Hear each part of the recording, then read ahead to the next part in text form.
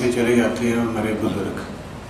ان کو ثواب پہنچانے کے لیے اگر ہم کسی کو بلاتے ہیں، بچوں کو یا کسی حافظ قرآن کو کہ قرآن پڑھیں، تو کیا وہ ثواب انہیں ملتا ہے؟ دوسرا سوال یہ ہے کہ مرنے کے بعد انسان کی زندگی، کیا جو نیک لوگ ہیں وہ قبروں کے اندر ہی ہیں، اور کیا ان کا کوئی عمل دخل دنیا میں رہ جاتا ہے، یا کیا وہ ہمارے لیے کوئی دعا کر سکتے ہیں یا نہیں؟ پلیز ذرا تفصیل سے اس معاملے میں روشنی فرمائیے۔ اس میں تو کیٹیگوریکل میرا جواب ہے کہ قطعاً نہیں، بلکہ یہ بدعت ہے، یعنی یہ بجائے آپ کو کوئی ثواب دلانے کے الٹا جو ہے آپ پر گرفت ہو جائے گی، ایسی کوئی چیز صحابہ سے ثابت نہیں ہے۔ اور ہمارا دین وہی ہے، ما انا علیہ واصحابی، رسول نے فرمایا جس چیز پر میرا عمل ہے اور میرے صحابہ کا ہے، دین تو اصل میں وہی ہے۔ جہاں تک ایصال ثواب کا تعلق ہے، اس میں ہمارے ہاں ذرا کافی مختلف آراء موجود ہیں۔ مجھے اس رائے سے اتفاق ہے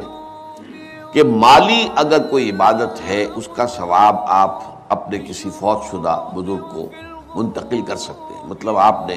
کسی بیوہ کی کوئی مدد کی ہے، کسی یتیم کی کوئی مدد کی ہے، کسی دینی کام میں پیسہ لگایا ہے، کوئی صدقہ جاریہ شروع کیا ہے خدمت خلق کے لیے وغیرہ وغیرہ،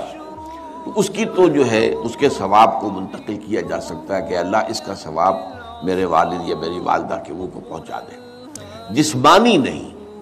آپ نماز پڑھ کے کہیں اس کا ثواب، یا روزہ رکھ کر کہیں کہ اس کا ثواب، یا یہ کہ آپ قرآن پڑھ کر کہیں، یہ آپ ہی کو ثواب ہوگا، آپ خود پڑھیں گے آپ کو ثواب ہوگا۔ البتہ ایسے تمام افعال کے بعد جب آپ اللہ سے دعا کریں گے، یہ نہیں کہیں گے کہ میرے اس فعل کا ثواب منتقل کر دے، اے اللہ میرے والدین کی مغفرت فرما، تو یہ کوئی نیک کام کرنے کے بعد جو ہے اس دعا کی تاثیر جو ہے وہ بڑھ جاتی ہے۔ بس اس پہلو میں انڈائریکٹلی اس کا ایک تعلق بن جائے گا، ورنہ یہ کہ وہ اس طریقے سے بچوں کو بلانا اور پڑھانا اور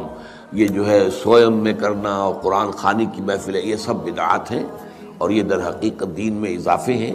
اور ان کی کوئی حقیقت نہیں ہے۔ دیکھیے، انسانی زندگی کے یہ 3 دور ہیں: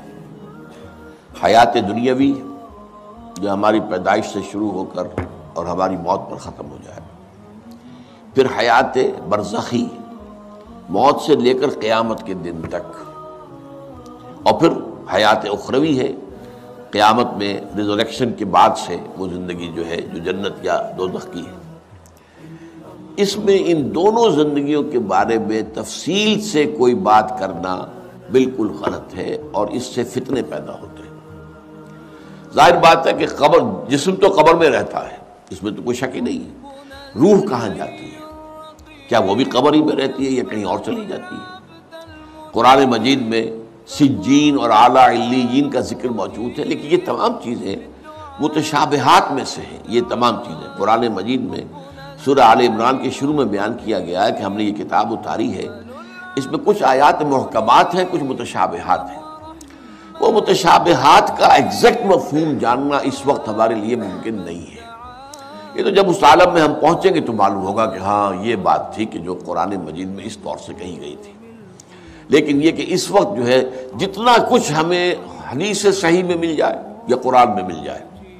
اس عالم برزخ میں بھی یہ تو ہوتا ہے کہ جو نیک لوگ ہیں انہیں کچھ نہ کچھ جو ہے اثرات اچھے ان پر پڑتے رہتے ہیں، ان کی ارواح پر کہہ لیجئے، اور کچھ جو برے ہیں ان کے اوپر جو آخری انجام ہونا ہے اس کی کچھ ریفلیکشن ہوتی رہتی ہے، جس کو حدیث میں کہا گیا ہے کہ ہر قبر جو ہے وہ یا تو جنت کے باغیچوں میں سے ایک باغیچہ ہے یا دوزخ کے گڑھوں میں سے ایک گڑھا ہے،